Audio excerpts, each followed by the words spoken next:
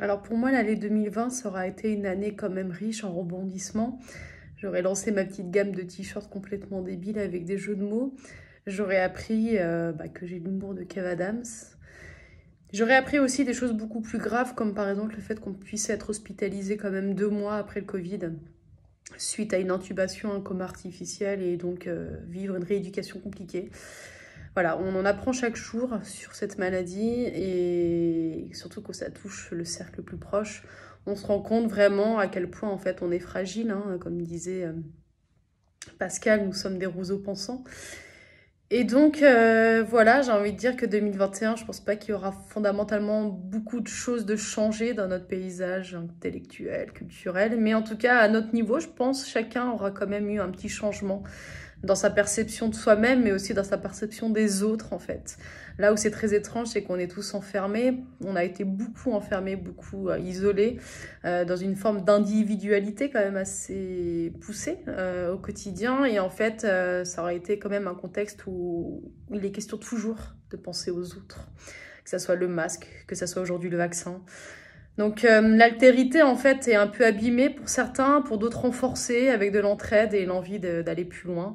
Mais en tout cas pour moi 2021, ça rime avec un, mais aussi avec beaucoup de monde, un collectif dans le sens où on est voilà une nation, on est aujourd'hui bien plus nombreux à penser qu'il faut aller quand même dans le bon sens de l'histoire, même s'il y a toujours des gens qui vont râler, ne pas être content.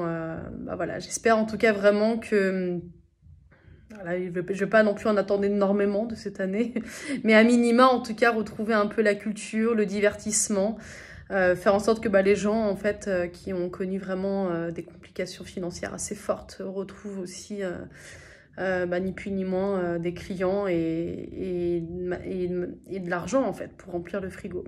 Parce que je pense beaucoup à eux aussi, je pense beaucoup à ces personnes vraiment pour qui ça a été une année horrible. Je me demande même pour certains s'ils ont pu fêter Noël, quoi. C'est dire en fait. Bon bref.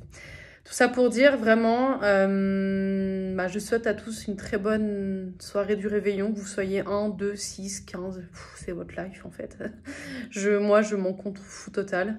Mais surtout, prenez soin de vous, prenez soin des autres, pensez aux autres quand même. Et vraiment, pensez l'année 2021 avec plus qu'un seul chiffre en fait. Pensez nombreux, pensez collectif. Et puis voilà, et puis faites comme vous pouvez quoi. Franchement, faites comme vous pouvez, gardez le smile. Et puis voilà, on va se faire des promesses comme chaque début d'année en espérant pouvoir les tenir. Voilà, des bisous à tous. Mon message, vous en faites ce que vous voulez. J'espère surtout, en tout cas, vraiment que vous allez quand même passer une belle soirée et des bisous.